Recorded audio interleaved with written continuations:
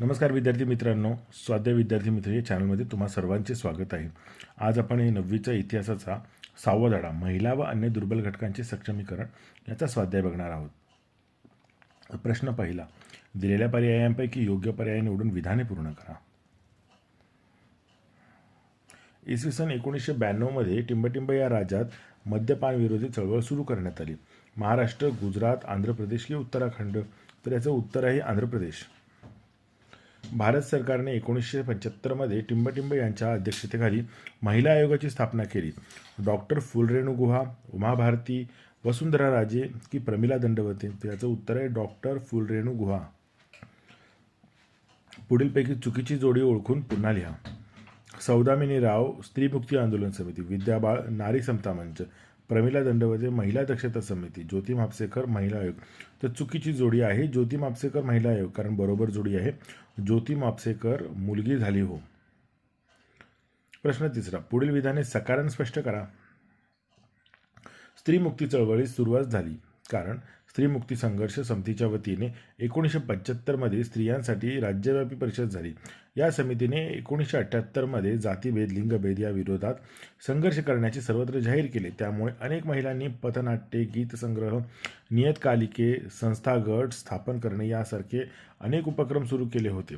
स्त्रीमुक्ती चळवळीमुळे स्त्री अत्याचार विरोधी परिषदा घेण्यात आल्या. अनेक पक्षांनी संघटनांनी कौटुंबिक अत्याचार, हुंडा, स्त्रीभ्रूण हत्या इत्यादी प्रश्नांवरती संघर्ष केले. स्त्रियांच्या अनेक प्रश्नांवर संशोधन सुरू करण्यात आले. या सर्व गोष्टींमुळे स्त्रीमुक्ती चळवळीची सुरुवात झाली. 1984मध्ये हुंडाबंदी सुधारणा कायदा करण्यात आला.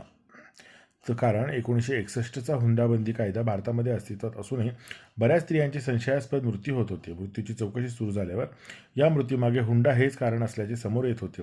पोलीस आणि बाकी सर्व यंत्रणा हुंडाबंदी कायद्यात सुधारणा करून तो अधिक कडक केला पाहिजे असेच मत मांडत होते. त्यामुळे स्त्रियांना अधिक संरक्षण देण्यासाठी 1984मध्ये हुंडाबंदी कायदा सुधारणा करण्यात आला.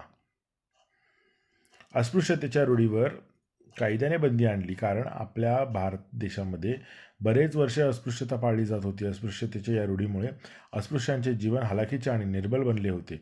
भारतीय संविधानाने स्वातंत्र्योत्तर काळामध्ये नागरिकांना स्वातंत्र्य, बंधुत्व, समता आणि सामाजिक न्याय या मूल्यांचा पुरस्कार दिला होता. घटनेतील हे घटनात्मक अधिकार अस्पृश्य समाजालाही मिळणे खूप आवश्यक होते. म्हणून अस्पृश्यतेची ही रूढी नष्ट करण्यासाठी सरकारने अस्पृश्यतेच्या या रूढीवरती कायद्याने बंदी आणली. संविधानाने अल्पसंख्याकांना सांस्कृतिक व शैक्षणिक हक्क दिले आहेत.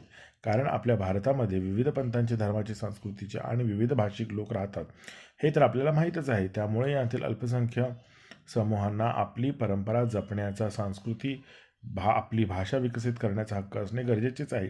यासाठी संविधानाने अल्पसंख्याकांना सांस्कृतिक शैक्षणिक हक्क दिले आहेत. प्रश्न चौथा, टिपा लिहा.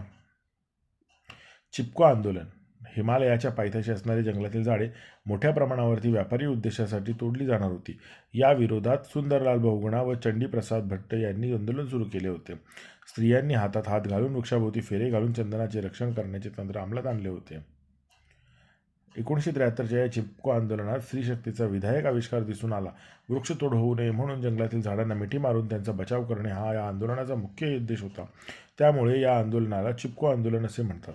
स्त्रियांनी मोठ्या प्रमाणात या आंदोलनामध्ये सहभागी घेतला होता. मानव अधिकार संरक्षण कायदा. केंद्र शासनाने 1993 साली स्त्री पुरुषांवरील अन्याय दूर करण्यासाठी मानव अधिकार संरक्षण कायदा संमत केला होता. या कायद्याने राष्ट्रीय मानवाधिकार आयोगाची आणि राज्य मानवाधिकार आयोगाची स्थापना करण्यात आली. सामूहिक अत्याचार, स्त्रिया व सुरक्षित कार्यस्थळ, घटस्फोटित महिलांची सामाजिक स्थिती इत्यादी गोष्टींवर कायद्याने प्रभावी उपाययोजना करून स्त्रियांवर होणारे अन्याय कमी करण्यास मदत केली. मानव अधिकार संरक्षण कायद्याने स्त्री पुरुषांच्या अधिकारांचे संरक्षण करण्यात महत्त्वाची भूमिका पार पाडली. प्रश्न पाचवा, पुढील प्रश्नांचे सविस्तर उत्तर लिहा. स्त्रियांची एकत्रित शक्ती विविध क्षेत्रात सुधारणात्मक बदल घडवून आणू शकते हे विविध उदाहरणांनी स्पष्ट करा.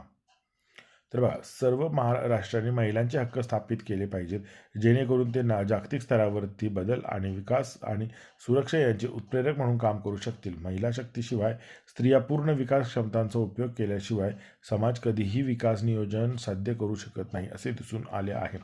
की शांततेत आणि प्रक्रिया करण्यासाठी महिलांनी अधिक सामर्थ्य दर्शविले आहे. शांततेच्या करारामध्ये त्यांच्या गरजा दुर्लक्षित केल्या.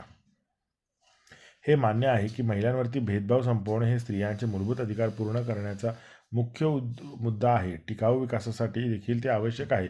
तर अधिक महिला राजकीय सहभागाची आवश्यकता आहे. अलीकडे काही देशांमध्ये महिलांच्या मोठ्या प्रमाणात सहभागाने उल्लेखनीय प्रगती शक्य झाली.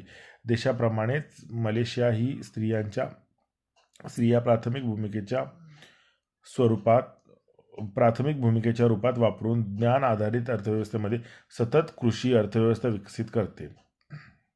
महिलांच्या सबलीकरणाच्या अलीकडच्या प्रगतीवरती त्यांच्या हक्कांना राष्ट्रीय व आंतरराष्ट्रीय स्तरावरती कसे आणले गेले हे अधोरेखित करताना गेल्या वर्षी UN वुमन विचार केला. विकास कामांमध्ये महिलांचा मोठ्या संख्येने सहभाग निश्चित व्हावा यासाठी अनेक आंतरराष्ट्रीय प्रयत्न जाहीर केले गेले आहेत आणि इतर देशांनीही त्या पाळल्या पाहिजेत. उपक्रम: ग्रामीण भागातील महिला सभांच्या कामकाजाची माहिती मिळवा. विविध क्षेत्रात उल्लेखनीय कामगिरी करणाऱ्या स्त्रियांची माहिती असणारी संच एका पोर्टफोलिओ तयार करा. महिला बचत गटाच्या कामकाजाची माहिती मिळवून लिहा. मित्रांनो, जर हा व्हिडिओ आवडला असेल तर नक्की व्हिडिओ लाईक करा आणि असेच व्हिडिओ पाहिजे असतील आपले चॅनल सबस्क्राईब करा आणि पुढचा व्हिडिओ कोणता हवा आहे ते मला कमेंट बॉक्समध्ये कळवा. धन्यवाद.